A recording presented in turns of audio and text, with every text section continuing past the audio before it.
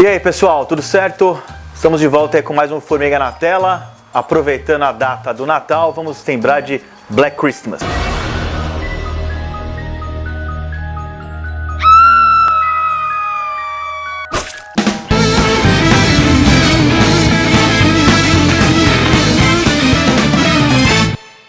Galera, entrou agora aí, para você não esquecer, deixando pro final, já dá um like, já se inscreve se você ainda não é inscrito e ativa o ícone do sino para ser notificado a cada novo vídeo, falou?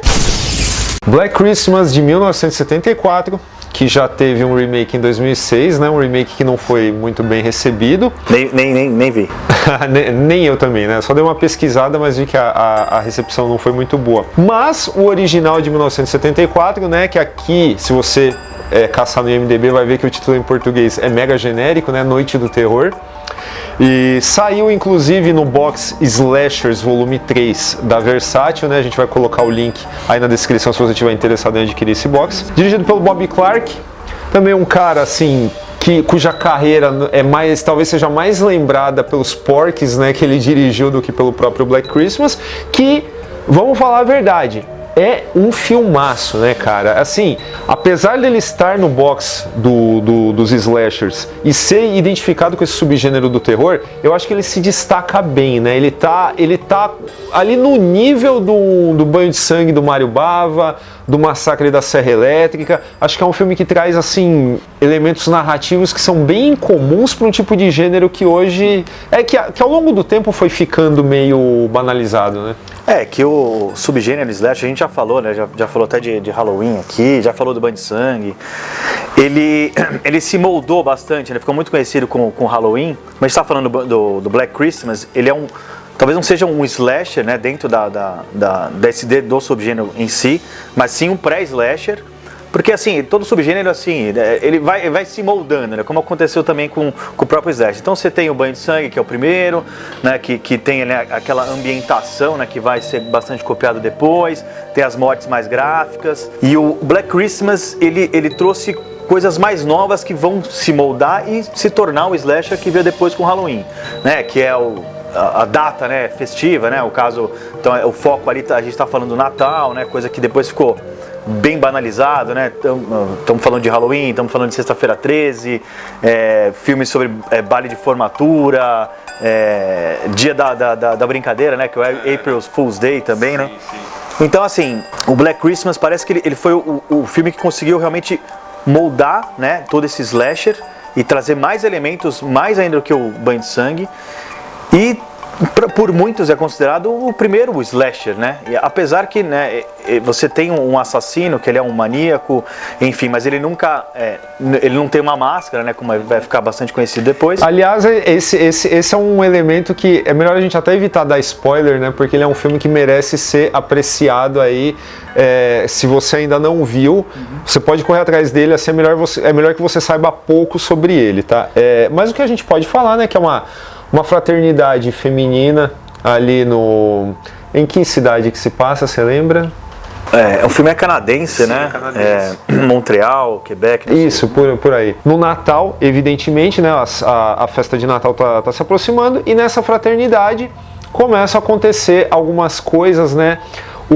A gente percebe que existe um elemento estranho dentro desta casa, né, um elemento estranho que até passa despercebido pelas próprias residentes ali dessa fraternidade, né, dessa república, né, por assim dizer. Porque eu acho que o Black Christmas, ele nos pega, cara, porque há pouco tempo eu li uma notícia na internet sobre apartamentos nos Estados Unidos em que algumas pessoas conseguiam se esconder no espaço entre um andar e outro, né? Então ficava um buraco que o invasor ele tinha o acesso ao apartamento da vítima ali e a pessoa ficava dias ali e o dono locatário do imóvel não fazia a menor ideia. Você lendo isso, você fala, meu, caramba, já te dá um arrepio, né? Fala, pô, se fosse eu, né? Que situação. E o Black Christmas, eu acho que ele é um filme de apelo, ele não perde seu apelo, mesmo 40 anos depois do seu lançamento, justamente por causa disso. Porque desde o começo, isso não é um spoiler, nós sabemos que há alguém estranho naquela casa. E tudo numa câmera subjetiva, muito bem usada, sim, por sinal, né? O Bob Clark, ele sabe cativar o seu olhar, aguçar a sua curiosidade através dessa câmera subjetiva, da gente não saber quem é esse cara, o que ele está fazendo lá, por que ele está lá, enquanto, né, um lance muito Hitchcockiano, né? O público sabe do perigo, né? Os outros personagens não. Então acho que por tudo isso o Black Christmas ele é um filme que merece ser visto, merece ser revisto, assim, e merece assim um lugar no coração dos fãs do terror, né? E assim, muito mais do que slasher, acho que nas palavras dos próprios realizadores, né? Ele é muito mais um horror psicológico, né? Sim. Tanto que as mortes elas foram, acho que no roteiro original do Roy Moore, elas eram muito mais gráficas, né? E isso é uma opção do próprio diretor, deixá-las um pouco mais discretas e um pouco mais na imaginação do espectador. Sim, não, e até porque os filmes depois, né, se a gente leva em consideração o subgênero, ficaram muito banalizados, né, porque eles começaram a focar muito nessa parte de morte gráfica, né, de pouca motivação também dos personagens, que são coisas que o Bob Clark trabalha muito bem nesse filme, né? Então, assim, não é tão banal a motivação por mais que eles estejam lá, né, na fraternidade, enfim, né, e você tem muito que acontece no slasher, né, pô, por que o cara vai fazer isso? Por que ele não sai da casa, vai embora, enfim. Muitas das motivações, elas são muito banais no slasher. Aqui não, né, aqui você parece que cada personagem tem um porquê tá lá, né, tem um porquê que ela não sai, porquê que ela volta. Aí eu não vou dar spoilers também sobre o final nem nada, mas é tudo muito bem construído, né? Por isso que até a gente vale até pegar esse filme mais, como você falou, né, de horror psicológico e não um terror, né, como um slasher, porque ele é diferente.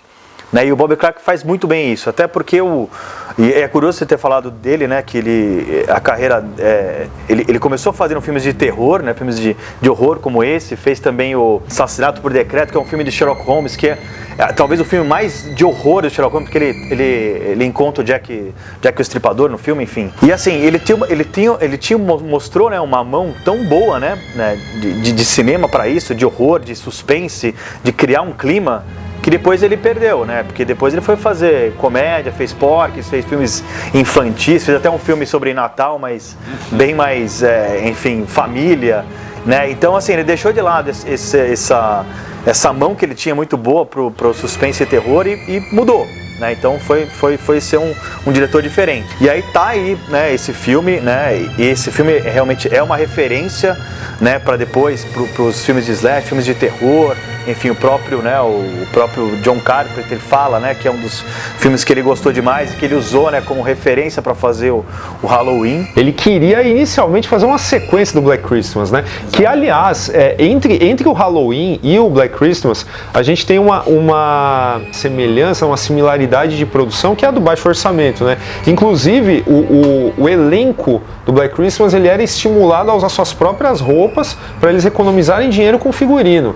E o Halloween a gente sabe também a falta de grana que foi e acabou dando super certo. E o John Carpenter, sei lá, se tocado por essa questão aí, como é que se diz, essa empatia aí da galera do baixo orçamento, ele pensou em fazer inicialmente uma sequência do Black Christmas e acabou criando algo original, né? Deixou isso de lado depois. Bacana a gente falar também a questão dos policiais, né? Que existe aí um John Saxon. John Saxon, o ator mais B do mundo, né, cara? Mas o elenco é bom, o filme do elenco é bom. O elenco é bom, cara. Olivia Hussey, ela fez um monte de filmes, assim, fez Romeo e Julieta. Mas o que eu tava falando, o John Saxon, que faz o papel do policial, né, que representa a lei, no caso, a polícia, ela tá muito longe de ser algo intrépido, sabe? Algum negócio, nossa, vou ter um insight que eu vou resolver isso, sabe? É um negócio tão natural. E quando você vê os caras fazendo besteira, você compra aquilo como um negócio que poderia realmente passar despercebido para um profissional da lei. Ainda mais quando você pensa em casos como o do Jeffrey Dahmer nos Estados Unidos, por exemplo, que você vê que o cara não foi pego muito antes por pura incompetência da polícia, e você vê aqui no Black Christmas, cara, fica muito fácil de você aceitar aquela história e até ficar com medo que alguém invada a sua casa, né, dependendo de onde você mora. Você começa a pensar em lugares que alguém poderia se esconder ali. Sim. Então eu acho um filme super legal. E um filme assim que também... A gente brinca que o nosso filme de Natal preferido é Duro de Matar, né? O Black Christmas, ele foi o filme de Natal preferido do Elvis, cara. E assim, os 3 últimos anos de vida, né? Porque o filme é de 74, o Elvis vai morrer em 77. Esses 3 últimos anos de vida, ele assistia esse filme sempre quando tava chegando o Natal, cara. Mas assim, o filme em si, né? Você vendo, né? A composição do filme, da história, enfim, né? Que parece muito, né? Que é um maníaco, né? Que vai, né? Atacar essas meninas, enfim, parece uma coisa banal, mas assim, o filme, como a gente está falando, né, é muito bem construído, os personagens tem motivações, né, até um trabalho que ele faz, até de alívio cômico, né, que você tem a dona da fraternidade, né, é divertida, porque ela esconde as bebidas lá pra ficar tomando, ela é alcoólatra, enfim. Você tem o policial também, que é o policial bobão, né, um deles, né? Então assim, até o alívio cômico, que poderia dar uma estragada, né, na estrutura do filme, ele encaixa, né? Então você tem aí o assassino, né, como é feito a câmera em primeira pessoa, né, que é muito legal, e a perspectiva da mocinha também, né, que ela tem também uma outra motivação, um outro problema, né, que vai permear aí durante o filme. Então você tem essas duas perspectivas e que são muito bem construídas e casam muito bem, né? Então... Não, e sem falar que foge completamente de algo que se tornaria um clichê pós-Halloween, né, que é o do Final Girl, né? A Final Girl, tá, se você não sabe o que é isso, a gente está falando da mocinha que sobrevive ao assassino no final dos slashers, né? Aqui, cara, existe uma inversão completa, muito antes de haver convenções para o subgênero, o cara já estava virando isso do avesso, né? Já estava deixando um negócio que é super, super bacana de você assistir, tanto na época, quanto depois que já banalizou, você pegar e comparar ali no começo, né? Como os caras faziam diferente, né? Como tinha menos maniqueísmo, como tinha menos propensão a abraçar clichês, né?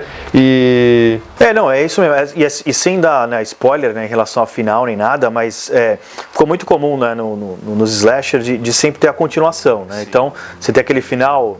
que não é um final aberto, né? Enfim, um final para você realmente ter a continuação. Nesse filme, eu acho que é muito do diretor ele querer criar, né, alguma coisa ambígua no final, mas não esperando uma continuação, mas sim para deixar, sei lá, as pessoas pensarem no final, né? Então tem uma coisa um pouco mais aberta, enfim. Sim. E pessimista pra caramba. Também, e assim, ele termina muito bem o filme, né? O filme termina muito legal, sem ser esse lance de você querer criar uma continuação, né? É mais pelo pensamento e pela inteligência mesmo do diretor, né? Enfim. Eu diria que é um dos melhores finais de terror que eu já vi, assim, da minha memória, assim, puxando de cara, assim como eu vi o Black Christmas recentemente. Eu acho que é um dos melhores finais que eu já vi no gênero, comparável com o Enigma de Outro Mundo. Verdade, você tem isso aí, né? E sem ter uma continuação, enfim. Apesar que, né, falando do John Carpenter, queria fazer É verdade. É isso aí, né? Mas é perfeito, né? Eu acho que se você não encaixar, né, o filme como um filme slasher, né, comum, né, que você vê, por mais que ele esteja em box, né, de slasher, enfim, vale encarar como um filme de suspense psicológico mesmo, né? Você vai se assustar, são momentos bem interessantes, bem tensos, e é isso. Acho que vale bastante a pena. É isso aí. Certo? Se você gosta do conteúdo do Formiga Elétrica, como nossos vídeos, podcasts e textos no site, seja um de nossos apoiadores. O Formiga Elétrica está com uma campanha de financiamento coletivo no Apoia-se, onde você pode contribuir com o quanto quiser para a continuidade do nosso trabalho.